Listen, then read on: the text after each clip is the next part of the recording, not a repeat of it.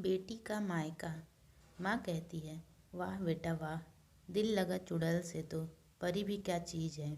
ये कहावत चरितार्थ कर दी तुमने। एक से बढ़कर एक अच्छे रिश्ते ठुकरा कर तुमने उसे पसंद किया। याद रख, बिन सास वाले ससुराल में दामाद की कोई पूछ नहीं होती। माँ, इसका दूसरा पक्ष भी तो देखो।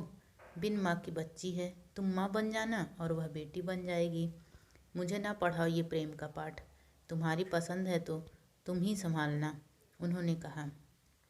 समीर ने सोचा कि माँ यूं ही गुस्से में कह रही है। साथ रहते हुए नीरू के प्रति स्नेह जरूर उमड़ेगा।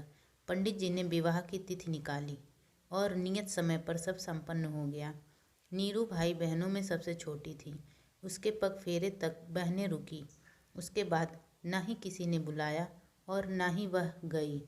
समीर के मुंह से उसके हंसते खेलते परिवार की इतनी चर्चाएं सुनी थी कि विदाई पर एक बूंद आंसू न गिरे थे।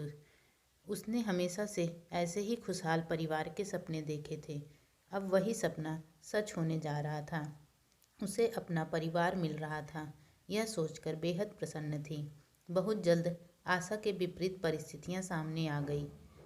समीर के सामने खुशनुमा माहौल रहता, पर उसके ऑफिस जाते ही एक एक पल काटना मुश्किल हो जाता। बस काम की बातें होती। सारी दोपहरिया अकेले बैठे बिताती। एक कड़वाहट की दीवार थी जो सुभद्रा जी व नीरू के बीच बनी हुई थी। मुंह खोलती तो बस विरोध जताने के लिए। भले ही मुद्दे अलग अलग होते, कभी प्रेम विवाह की बुराइयां, तो कभी कुकिंग के तरीकों पर उपदेश, तो कभी मायके वालों की बेरुखी की चर्चा।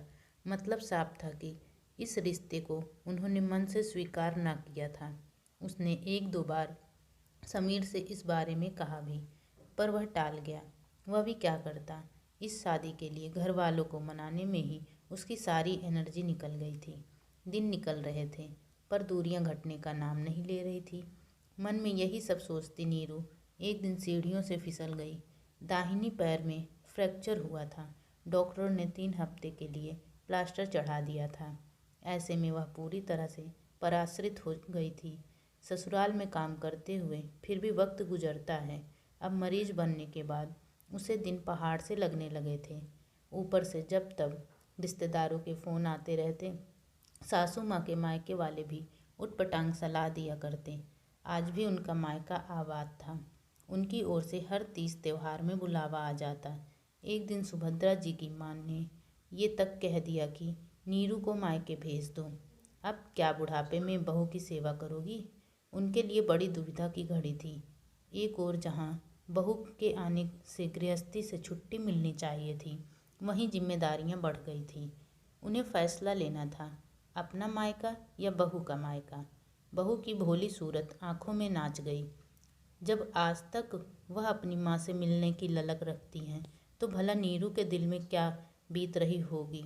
दिल पसीज गया था। वह भी तो एक माँ है। उनकी बहू को माँ चाहिए, सास नहीं। आखिरकार उनके अंदर की सास को हराकर माँ की ममता जीत गई थी। अपनी माँ को फ़ोन मिलाया और कहा कि ये मेरी बहू का मायका है। वह यहीं आराम करेगी। जिसे मुझसे मिलने की उत्कंठा हो, वह शौक से यहीं आ जाए। मेरी बहू के मायके में आप सबका स्वागत है। उनके मुंह से यह सुनकर नीरू की आंखें भर आई।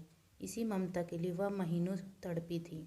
समीर की बातें सच साबित हुई थी कि देखना, एक दिन माँ भी तुमसे प्यार करने लगेगी। महीनों के अंतर्द्वंद से सुभद्रा जी को विराम मिला था और नीरू को अपनी माँ। समीर ने भी चैन की सांस ली थी। उसके विश्वास की जीत हुई थी।